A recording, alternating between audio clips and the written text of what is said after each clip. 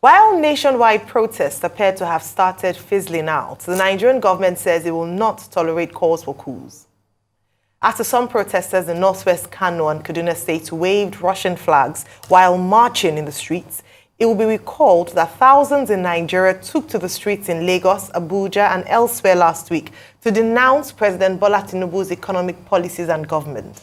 Security officers cracked down hard on protesters using tear gas and live ammunition. Amnesty International says at least 13 protesters were killed nationwide. One of the leaders of the protest in Jos, Plateau State, Prophet El-Buba, says the End Bad Governance protest was a welcome development. He said that offers were made to him to stop the protest. We are out here today to protest. We are tired of hunger. We are calling the government of President Bola Ahmed Tinubu to listen to our cries. He should end the hardship. I came out here to join you to mobilize the nation for your sake. So we must show what we want them to do. We must be a perfect example. I would have sat down in my house and allowed you to be on the street. But I went ahead of all of you to mobilize the nation to bring an end to bad governance. Till this morning, 4 a.m., there have been contentious demand for me to make a statement to the nation to withdraw from this protest. But I rejected it. Joining us now on the show as we look at the state of the nation of Nigeria amid the nationwide protests is Prophet El-Buba, Convener, Initiative for a Better and Brighter Nigeria, and the General Overseer of El-Buba Outreach Ministries International. Good morning, sir, and welcome to the morning show. Thank you. It's a pleasure joining you this morning. And glad to see Dr. Rufai. And yourself. I've met your husband in Kenya. Oh, great. Right. And Dr. Ruben, doing a great job. Thank you, sir. Thank you, sir. Well, Prophet, you led the protest, it was reported, in Jos, Plateau State. As a prophet, the expectation is that you preach messages of love, unity, even hope, which President Tinubu has joined, saying he's a hope champion. But you led a protest against the state. Can you explain why you have chosen that option? And then now you are here physically with us in Lagos. It looks like you abandoned the protest.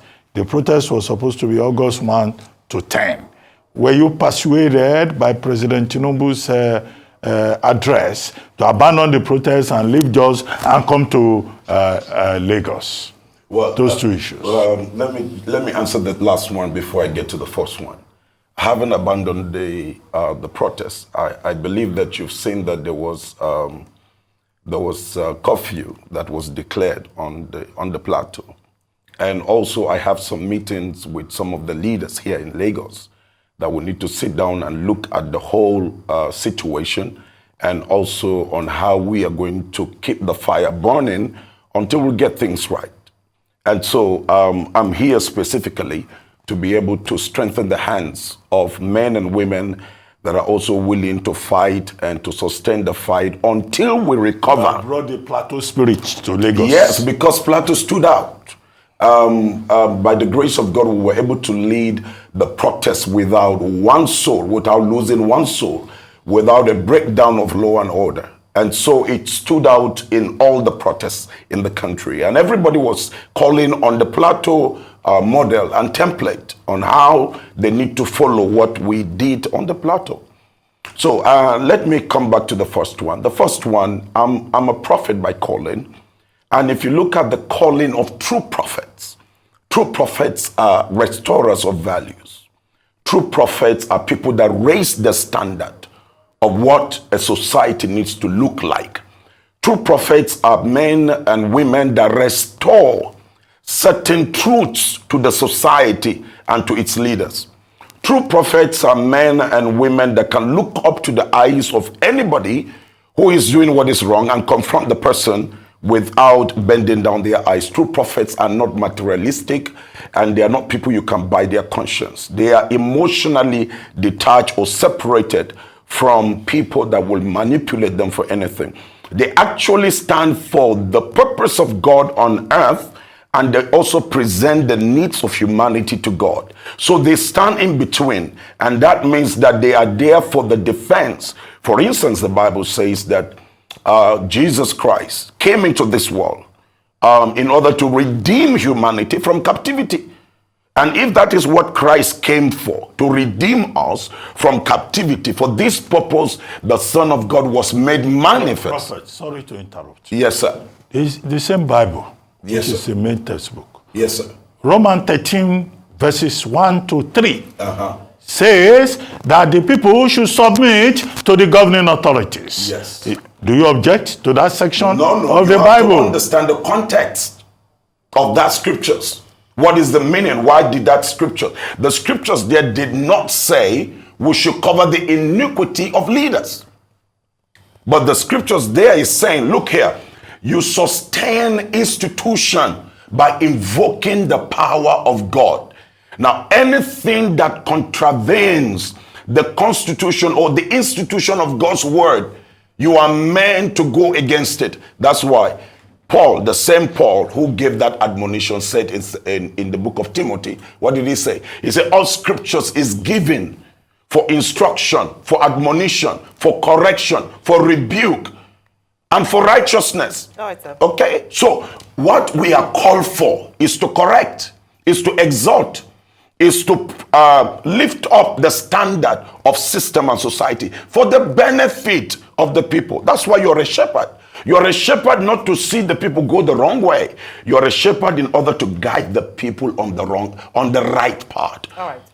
Okay, great. And thank you so much, sir, for Dr. Bati is a Bible college scholar as well, even though he did not graduate, but he went to Bible college. But I wanted to ask you something yesterday, and I'm glad that one of the leaders of the protest is with us in the studio. Senator Adams Oshomole was with us yesterday, and he said that the protests had no leaders, had no people, no faces, and so it's good to see your face. But he also mentioned that it was about ending this government, not about poverty, and I want you to speak to that. Was that what you were agitating for in Jos? Were you trying to take out the president from office in terms of ending bad governance? And then if that's not the case, I'd like you to also speak to your statement where you said that the president and the National Assembly should stop living lavishly and be sensitive to the people. What would that look like? Was it reflected in the president's speech? Let me bring you to this. I think this is one of the things that is really, really getting me hard and hot within me.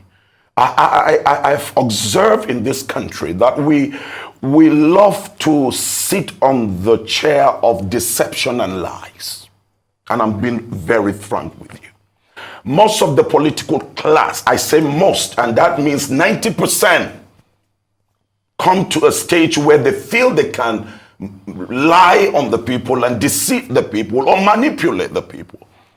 Now, let me give you this about this protest. I never knew there was even any plan by anybody. I was in Warri having my conference. I was on a national tour. And I was going from state to state by road. I want to see the state of the nation, so that when we are praying, we know that we are praying specific issues. And I tell you the truth. I've never seen Nigerians in pain like the way I've seen them this time. I've never. When I confronted the former president, I confronted him because I told the nation. This time around, I went on a tour road and I saw the state of the nation. I was in Warri, and God spoke to me to confront the government, to do things quickly and put things right. People are suffering, and there are things that just ordinary, let me use the word, ordinary mind should be able to tell you. I'm not well educated, but at least there are simple things that an ordinary person should know. Short-term, mid-term, and long-term goal. What do we do with the pain that we've thrown the people into? This president threw Nigerians into uncommon pain. People are eating grass. People are eating leaves. So would you say that it was not about ending the government, but writing? It will amaze you. Yeah, because it will amaze you to know this, that not one person has given 1 penny, Not one person has spoken to me. All my chapters across the country, when I called for the protest, I said, if the president do not act on alleviating the pain of Nigerians, we will get on the street. That was when, after that broadcast, a group of young people from Kano, Sokoto, Kaduna, Borno, and all of that, on the Twitter space, over 110,000. I got in there and I heard what the young men were discussing. And that was when I knew that, yes, the North is ready to bring about a change that has never been. Over hunger and the level of poverty and suffering in the land and insecurity. Okay. Right. So you said all of this, but let me put forward some positions, and I'm sure you can react to it like the government will have put forward. The government is now talking about the fact that foreign forces are trying to take over the nation, which is the Russian flags being peddled around. They are also talking about the fact that they have done a lot, like President Tinubu said. He has given this, he has given that, he has given 570 billion to the states and all of that. I'm sure if a government spokesperson, when you said people were eating grass, if you're a government spokesperson over here, it will be like, oh, vegetables is a form of grass. Probably that'll be their reaction. I'm just hazarding a guess. The government is now saying, where is my iniquity? And that's the last question I was asked. So where is the iniquity of President Tinubu? Can you show it to us? Number one, I want to say that there's no any international, from what all I know, there's no. But they've arrested some Polish people. Look at the Russian flags. Look at the Russian. I'm going to come on the Russian. I'm going to come on the Russian. They've arrested the tailor and all of that, and they're saying people are trying to take over the country. No, there is none. I just gave you the background of mobilizing the nation for this process. There is none that you know of. There is none. There is none that I know of. That's number one. Number two, let me tell you, one of the days on TikTok, they were having a meeting. There were over 1 million people in that space discussing the state of the nation, and they were all young people, no foreign. I tell you this, the entire protest you see, nobody has given a dime. In one of the days, I was just leading the protest. There was a freeze account of some people. They said foreign influence money we don't know about that. It's so surprising to me to hear that people were donating with money and sending from abroad and all of that into Nigeria. In one of the protests, a young man came up the stage and took 5,000 and said, he's donating to buy water. Another lady went and brought some bags of water. People were just bringing things. Another person, 1,000. I and my family, we were buying the drinks and the water. People were standing from 7 a.m. until 2 when I would dismiss them to go back home. I mean, nobody was crying of getting food because they said they are already... How many people did you mobilize in Jos? Oh, they were in there, tens of thousands. Did you guys count them? Do you have a register of the people that came out? And we didn't have the distance, but if you take something that spanned almost half a kilometer, that tells you the crowd. And you mobilized all of them? Yes, we mobilized all of them. And the church mobilized all of them? The church and the people. I mean, it's both Muslims and Christians. It will amaze you. The number of the Muslims, the wall of religious divide that politicians have been using all these years has collapsed in northern Nigeria. The plateau you see, while the Muslims were having prayers, I would ask the Muslim brothers, okay, it's time for your prayer. And then the Christians will surround them and the Muslims will offer their prayer. So who are these people carrying these flags? If you say they are not your people. These people you see carrying these flags, let me tell you about the North. That's my place. Okay. One thing about the Northerners is that the Northerners, let me use the word, they are driven by an ideology. When something comes into them and they see it's working, they will tend to pick it up and run with it. Most of these things came from this recent Niger. They are seeing Niger as working because Nigerians are now going into Niger to seek for refuge. So they are seeing Niger, they are seeing Burkina Faso working. So they are now demanding, I'll tell you the truth, they are now demanding that if the military rule can provide Niger with a fence according to the constitution, the military, we can't afford to have anarchy in the but land. that is the level of the understanding of the people. Prophet, 2 questions. The first is, tell us about the role of Solomon Dalong, because we were told that he was your partner in leading the protests in Plateau State. And then, secondly, the other question I wanted to ask you, respond specifically to President Tinubu's address. Are you satisfied with the address, or do you believe, like some other people who were involved, civil society groups who were involved, that the president was delivering beautiful nonsense, to quote Omoyele Sowore? Let me, Mr. Chief Solomon Dalong is an amazing soul, I tell you. He's an amazing, amazing soul. I mean, he got to know about the broadcast and that I made in Warri. And when he got into these spaces, he discovered that the young people were discussing about that broadcast. And so that got him passionate about, okay, if this is it, he's going to be part of it. And I tell you, he has done a lot in shifting the minds of the Northerners, majority of the Northern youth, from the violent part of protest to a peaceful part of protest. He's a great soul.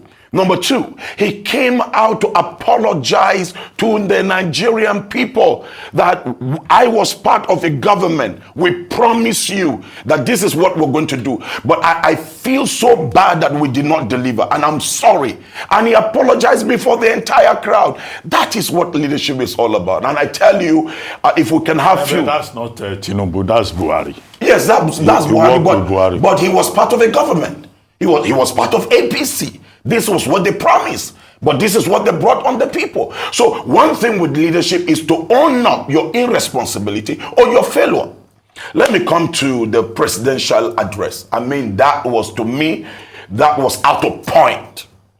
I was expecting, Mr. President, there is no protest that has given such a long notice like this protest. And I was expecting the president to come out, let me give you this, on 4 things. Quickly. Number 1, my government, I have heard your cry. My government immediately will work on the subsidy, the reinstatement of the subsidy for the next 6 months. While we fix the CNG kits and what have you, the convertible centers across the nation. That's number 1 point. I'm giving directives that in the next 7 days, you can take me on ABC. All right? On agriculture, I am instructing the Minister of Agriculture immediately to deploy all the instruments that are required. Number 1, there are crops that you can grow them in 1 month. There are crops you can grow them in 60 days. There are crops you can grow them in 90 days. Cassava of 90 days, rice of 90 days, corn of 90 days, apart from the vegetables. Apart from the land where we are having issues with security, there are still land where people can cultivate not GMO product, but our real agricultural plants or products. And so in the next 3 months, Nigerians, you can take me up. We're going to have this number of food supply. I am instructing the military and the armed forces to give a cover to farmers to protect them in the farms. That is what we were expecting. I heard that fertilizers were released. Sir, I bought 450 plots of land in the city of Jos in order to distribute to families to farm this year. I bought a bag of fertilizer for 40,000. I never saw one fertilizer from the federal government. And they said 200 trucks. Did you see rice? I never saw anything. Rice. I know nothing was there. All right. Okay. So let me come in, and this is really important. So let me. So the last 2. Yeah. Let me take you on the third one. The third one on the electricity tariff. This thing is biting hard on manufacturers and producers. And so what he needed to do is, okay, on the electricity tariff, we're withdrawing this tariff for this period of time. Until we get our acts together, then we're going to implement the electricity tariff. Number 4, What the president needed to do was quickly to instruct the armed forces to act on the state of security and then say, okay, we want 100 youths in every village, especially in the areas where we're having this insecurity issue. I want you to liaise with the 100 youths to secure this territory. That's all the president needed to do. Then number 5, on my cabinet, I am going to reject this cabinet. 85% of the members of the cabinet are non-functional. They are just wasting the resources. And the president needed to cut down on the cost of governance. For me, as the president of Nigeria, I'm cutting down on the total allowance. 50% of my allowance. It's not a poor man. All right. Okay. Thank you so much. I mean, thank you for, outlining your demands and stating clearly some of the quick wins that the protest is hoping that the president would respond to. But I have 2 questions for you. The first one is that you say that this president has plunged us into poverty, but they would argue that it didn't start from now, that they inherited a bad government, and that right from the time of President Muhammadu Buhari, the economy was plunged into where we are today. And so they are just trying to mop up what they inherited. What would you say to this? Especially because you didn't protest during President Buhari's time. So why didn't you protest then when things were hard for Nigerians? And then in the first 1 year of the administration, you're protesting. That's one. The second aspect of the question is, are you getting support from the Christian community? You're a lone voice, at least at the moment, in terms of, but some people have said that, oh, if more Christians and pastors spoke out like this, then maybe we might see the change because they have the ears in some parts of the government. They can speak to power directly. What do you have to say about those things? Let me answer the second one. That's the office of the prophet. Sometimes the prophet do not go with the multitude. Sometimes you know that you're passionate about the state of the people and you go all out. Whether you have the support or you don't have the support, you don't wait for it. You declare the stand. Now, let me come back on the issue of the president is just 1 year. So you're getting support. So you're working on your own. Oh, I'm getting support. Okay. I'm getting massive. You can see the Christian. Are we looking forward to hearing more voices rise up? I trust God for that. Okay. No, right. this support is it in No. in dollar terms. Nothing. Because Nothing. we have some accounts. Nothing. I've been receiving not one prayers. naira. They can check my account. My accounts are there.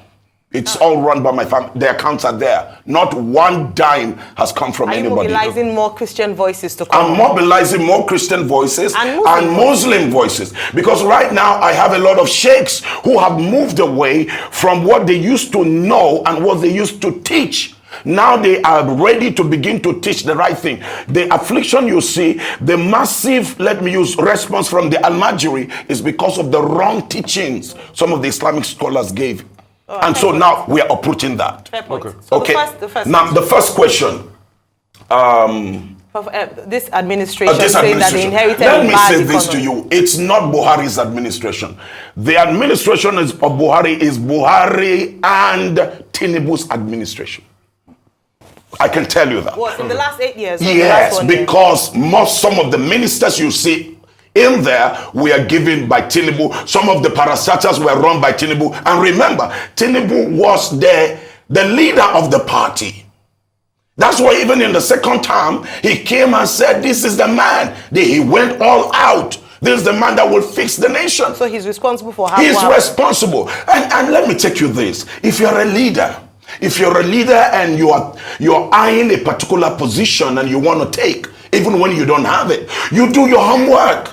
I mean, it's open there for him to be able to know what's the state of the economy, for him to know the state of roads, for him to know the state of electricity, for him to know the state of security. And you plan, you sit down with think tank, men that will think through and bring out solution in number of days. Okay.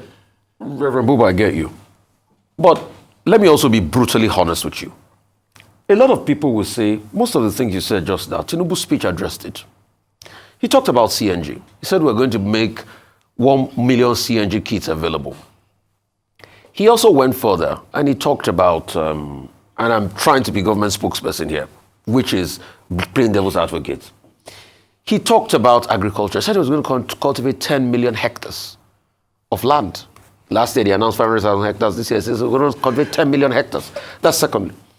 Moving further, you talked about electricity tariff. The question I'll ask you, Reverend, is where are they going to get the money to pay from? In a country where we are using our crude to borrow money, it's that bad now. Where are they going to pay for electricity tariff that's going to the trillions, which they said was a problem for them and they can't carry that on their books? As we speak now, the government already has 21 trillion in debts. You talked about rejigging the cabinet. Yes, granted, I give you that. He could have quickly done that. Cutting the cost of government. Yes, I give you that and all of that. But they will also argue that they are now taking a supplementary budget based on foreign exchange variations, and that's why they are bolstering the budget.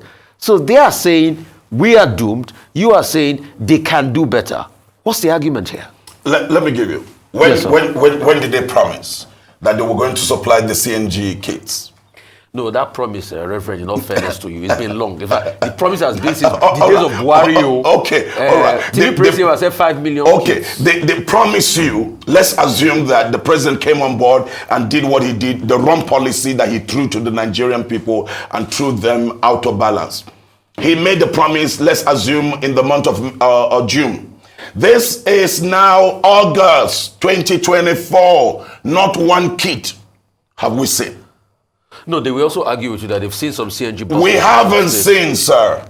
I mean, I advise this government. There's a presidential initiative on CNG. No, sir. Some buses have been deployed. In fact, where? They went to check some CNG buses that they were building in a plant in Lagos. Where? And some other parts. Okay. Like we've heard of CNG use. But we haven't seen anything in the law. We haven't seen anything. We haven't seen anything. You're sure about that? Okay. All right. Now those convertible kits are not something that are like aircraft engine that you will have to go and place an order. And recently they made a donation in Sokoto to some public transport owners. Yes, what donation? I think about 100 or more than 100 CNG kits for their buses. Well, we haven't. I have told you this. I have gone. I traveled to the entire northern states. I went state by state. I haven't seen one. Okay. Now, this is over 1 year. These kits are not things that will take you more than 3 months to import them and bring them into the country. It's nowhere. Now, they said they are going to, the agricultural thing you said. Yes, they're going to cultivate 10 million hectares of land. How many hectares of land have they cultivated since they've been in office? I just gave you that there are... Last year, they announced 500,000 hectares. Okay, so did you see the 500,000 hectares? Okay. Now, you have plants you can plant in 1 month. Okay. You have corn you can grow in 60 days. You have cassava. Okay. Cassava is the common man's food. Prophet. I'm coming, Mr. Ruben. Cassava is the common man's food that you can cultivate in 90 days. Now, between then and now, this government would have cultivated 3 times. That would have flooded the market and crashed hunger in this country. Okay, Prophet. So the fact is that promise is one thing. Doing is one thing. Prophet, so, yes, sir. To summarize, I know many prophets in the southern part of Nigeria. It's a great privilege to meet you. Tell us, who is Prophet El-Buba? And second, is this Christian versus Muslim? Because Muslim ticket was a big issue in the lead up to the 2020 elections. Are you fighting Tinubu because you are a Christian leader and you think Christians are being unfairly treated? So is it Christian versus Muslim? Not at all. Yes, in the first instance, when growing up to the elections, I was against it because I believe in equity. I believe in justice. Isa El-Buba is the son of El-Buba Sadiq. My father was a statesman. My father fought and stood for humanity. He was in Burma, laid down his life to secure humanity. My father came back as one of the most honored royal officers. And when he came back, my father served this country and served it so well that we were not allowed to touch a dime of what belongs to government. My father would rather allow us to suffer. And he was an officer. No, talk about yourself. I'm talking about where I'm coming from. Because you know about me from where I'm coming from. All right? You know the character of the person from his foundation. That is El-Buba. And I am a Kanuri Chupri by tribe. From Maiduguri, I'm a father of sons and daughters. I'm a grandfather of 8 grandchildren. And I'm the leader of the prayer movement called Ebomi in Jos. and the convener of the Initiative for a Better and Brighter Nigeria. I am a Nigerian that want to see a Nigeria work. I believe in the new Nigeria. I believe that people need not to go through what they're going through right now. This country is extremely blessed. But I tell you the truth. There are a class of elites that have bonded a covenant that they will not let this country rise. And I have a mandate. I have a mandate to make sure that this country rises. For the past 4 years, I've not traveled to the United States. I've shut down my trips. I've shut down my trips to Europe because I can't be preaching to people in a foreign land about the greatness of the grace of God, and right in my country, things have been messed up. All right. Well, thank you so very much, Prophet El-Buba. You brought the fire. Holy Ghost fire. You want to say what a prayer for Nigeria? Yes, I will want to. I want every Nigerian to know that we have a hope. And all Nigerians, you know that nobody can heal a nation except you. Stand up and defend your right to know that this country belongs to you. Don't be intimidated by anybody. The time of change has come, and we must all rise to protect our government and protect our institution. May the Lord be with you. May the Lord bless you. Neutral here, Prophet. This Arise station is non-partisan, non-religious. We are completely neutral. But it will amaze you that the Muslims in this protest demanded for the prayers to be offered, and we prayed in Christian religion, and then on Friday we prayed with the Muslims. Yeah, in the churches and the mosques. But here we are non-partisan, non-religious. Thank you. Thank you very much. And thank you for your continuous support and prayers for Nigeria off air. Thank you. Thank you.